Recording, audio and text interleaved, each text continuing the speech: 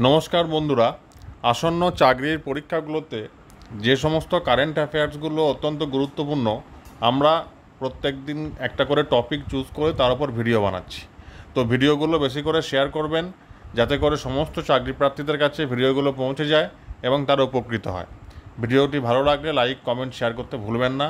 চ্যানেলে প্রথমবার হলে চ্যানেলটিকে সাবস্ক্রাইব করে নেবেন, যাতে করে আপনার কাছে নতুন আপডেটগুলি তাড়াতাড়ি পৌঁছে যেতে পারে।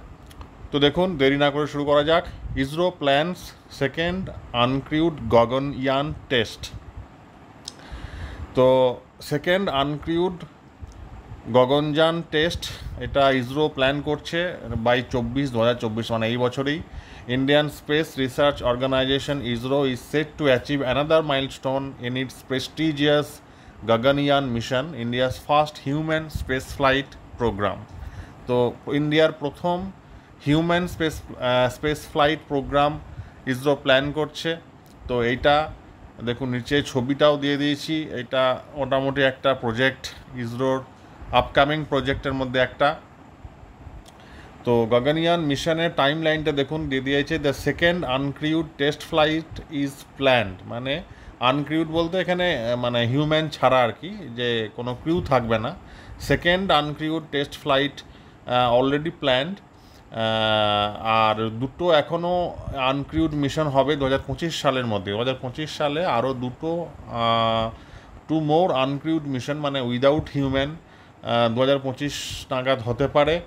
আর এইগুলো যদি সব ঠিকঠাক থাকে, মানে if all goes well, the manned mission will be conducted by the end of 2025। যদি এই সমস্তগুলো, মানে এখন একটা সেকেন্ড আনক্রিউড মিশন হচ্ছে, তারপরে আরও দুটো হবে বাই 2025, এবং যদি এই সবগুলো ঠিকঠাক থাকে তাহলে ম্যান্ড মিশন, মানে স্পেসে মানে অন্তরিক্ষে হচ্ছে মানুষ পাঠাবে ইসরো, সেটা হচ্ছে যদি আগের এই প্ল্যানগুলো সব ঠিকঠাক থাকে তাহলে 2025-এর শেষ নাগাদ ম্যান্ড মিশনটা হবে গগনয়ানের। তো রিসেন্ট অ্যাকমপ্লিশমেন্টসগুলো একটু দেখে নিই, যে in October 2023 ISRO successfully conducted an in flight abode demonstration of the crew escape system CES at Mach number 1.2 with a newly developed test vehicle.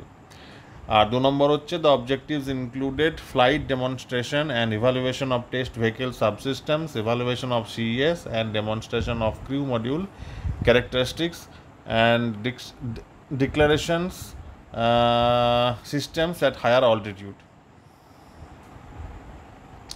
তো এবার যেখানে হিউম্যান স্পেস ফ্লাইট সেন্টার কি, এই জিনিসটা কি, HSFC human space flight centre. তো HSFC এইটা হচ্ছে the lead centre for human space flight activities will spearhead the Gaganyaan programme.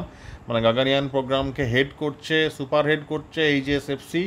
It will coordinate efforts and focus activities carried out in other ISRO centers, research labs, Indian academia and industries to accomplish the mission. HSFC will develop critical technologies such as life support systems, human factors engineering, crew training and human rating and certifications. So HSFC Human Space Flight Center কিন্তু ইসরোর সঙ্গে collaborate করে এই সমস্ত জিনিসগুলো এই বিভিন্ন যে অ্যাকাডেমিগুলো রয়েছে, মানে হচ্ছে রিসার্চ ল্যাব বা ইন্ডিয়ান একাডেমিয়া, এই সমস্ত একটা কোঅপারেশন এবং কোলাবোরেশন মাধ্যমে কিন্তু এই গগনয়ান মিশনটা হতে চলেছে। এবার গগনয়ান মিশনের অবজেক্টিভসগুলো কী কী? The project aims to demonstrate human space flight capability by launching a crew of 3 members or an orbit of 400 kilometre for a 3-day mission. মানে আপকামিং যে প্রজেক্টটা অবজেক্টিভটা গগনের, সেটা হচ্ছে 3 জনের একটা মেম্বার থাকবে এবং ক্রিউড মিশন মানে ম্যান্ড মিশন হবে, সেটা লো অরবিটে ঘুরবে, মানে মোটামুটি 3 দিনের জন্য যাবে এবং পৃথিবী পৃষ্ঠ থেকে 400 কিলোমিটার দূরে বা ঊর্ধ্বে উপরে একটা অরবিটে কিন্তু এই 3 জনের মেম্বার যাবে। এবার the crew will be brought back safely to earth landing in Indian sea waters. এবং যেই 3 জন মানুষ বা ক্রিউ লিড করে যাবে, তাদেরকে কিন্তু সেফলি আবার ব্রড ব্যাক, তাকে নামিয়ে আনা হবে, ল্যান্ড করা হবে এবং তারা ভারত মহাসাগরের জলের কিন্তু ওইটাকে ল্যান্ড করানো হবে। তো এইটাই হচ্ছে গগনযান মিশনের অবজেক্টিভ, যে 3 জনের একটা মেম্বার যাবে, 400 কিলোমিটার অরবিটে ঘুরবে, 3 দিনের জন্য যাবে এবং আফটার 3 days তাদেরকে কিন্তু আবার ওই ইন্ডিয়ান সি ওয়াটারে আবার ল্যান্ড করানো হবে সেফলি। এবার লঞ্চ ভেহিকেলটা দেখুন, India will use latest LVM-3 rocket, মানে শেষ যে পাওয়া যে LVM-3 রকেট, সেই রকেট অনুযায়ী ইসরো এটাকে ইউজ করবে। Well proven and reliable heavy lift launcher for the Gaganyaan mission.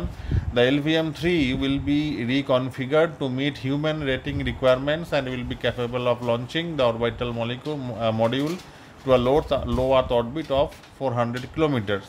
তো LVM-3টাকে আরও রিকনফিগারেশন করা হবে যাতে করে হিউম্যান রেটিং রিকোয়ারমেন্টসগুলো ফুলফিল করে এবং ওই একটা হেভি মডিউলকে 400 কিলোমিটার দূরের কোনো কক্ষপথে স্থাপন করার জন্য তাদের উপযুক্ত হয়, সেই অনুযায়ী ওকে রিকনফিগারেট করা হবে।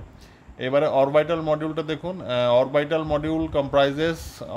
মডিউলটার মধ্যে থাকে দুটো জিনিস, একটা হচ্ছে ক্রিউ মডিউল, একটা হচ্ছে সার্ভিস মডিউল। মানে যে মডিউলটা অরবিটে ঘুরবে সেইটার মধ্যে থাকবে দুটো পার্ট, একটা হচ্ছে ক্রিউ মডিউল CM, একটা হচ্ছে সার্ভিস মডিউল SM। এবার ক্রিউ মডিউলটা হচ্ছে যে এটা ভেতরটা থাকবে আর্থ লাইক এনভায়রনমেন্ট এবং এইটা হচ্ছে হ্যাবিটেবল স্পেস, এর মধ্যে ক্রিউরা থাকবে এবং সমস্ত কিছু লাইফ সাপোর্ট সিস্টেম থাকবে।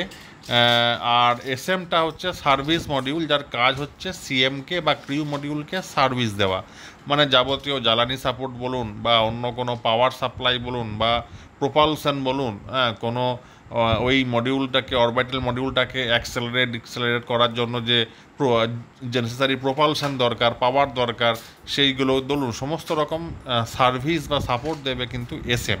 তাহলে অরবিটাল মডিউলের দুটো পার্ট, CM মানে হচ্ছে ক্রিউ মডিউল, যার মধ্যে ক্রিউটা থাকবে, আর তাকে সাপোর্ট বা সার্ভিস দেওয়ার জন্য সার্ভিস মডিউল বা SM। এইবারে এই মিশনের কি পয়েন্টসগুলো দেখে নিই একটু। Gaganyaan mission is expected to cost around 10,000 crore, 10,000 কোটি টাকা মোটামুটি একটা খরচ হিসেব করেছে, মোটামুটি সেটা হচ্ছে $1.2 বিলিয়ন। আর এই মিশন যদি সাকসেসফুল হয় তাহলে ইন্ডিয়া হবে চতুর্থ দেশ মানুষকে স্পেসে পাঠানোর জন্য, এবং এটা হচ্ছে ফার্স্ট স্টেট হচ্ছে ইউনাইটেড স্টেটস, সেকেন্ড স্টেট হচ্ছে রাশিয়া এবং থার্ড হচ্ছে চায়না। এবার এই গগনয়ান মিশনটা যদি সাকসেসফুল হয় তাহলে India will be the fourth country after United States, Russia and China to send humans to space.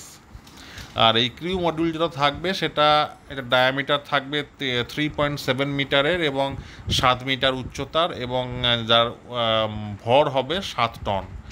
R ISRO has developed new technology such as crew escape system which ensures the crew's safety in case of an emergency during launch or ascent phase। যদি accent phase বা লঞ্চিংয়ের সময় যদি কোনো emergency ঘটনা ঘটে সেক্ষেত্রে ক্রিউদের একটা emergency escape system থাকবে, যাকে আমরা CES বলছি, ক্রিউ এসকেপ সিস্টেম। তো এটা মোটামুটি ব্যাপার। এবারে আমরা জেনে নিই ইসরো বা ইন্ডিয়ান স্পেস রিসার্চ অর্গানাইজেশন সম্পর্কে কিছু 2-3টে কথা। তো ইসরোর ফুল ফর্ম আমরা সবাই জানি, ইন্ডিয়ান স্পেস রিসার্চ অর্গানাইজেশন। ইন্ডিয়ার মানে কী বলবো এটাকে, জাতীয় space agency, national space agency হচ্ছে ইসরো। এটা 1969 সালে ফাউন্ডেড হয়েছিল।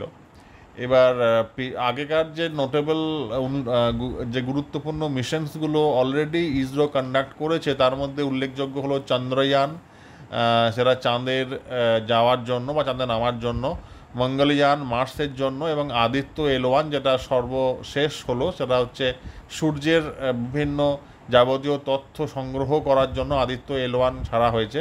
তো আমাদের নেক্সট মিশন হচ্ছে গগনয়ান মিশন হচ্ছে স্পেস। এইবার গগনয়ানটা হচ্ছে India's first human space flight mission.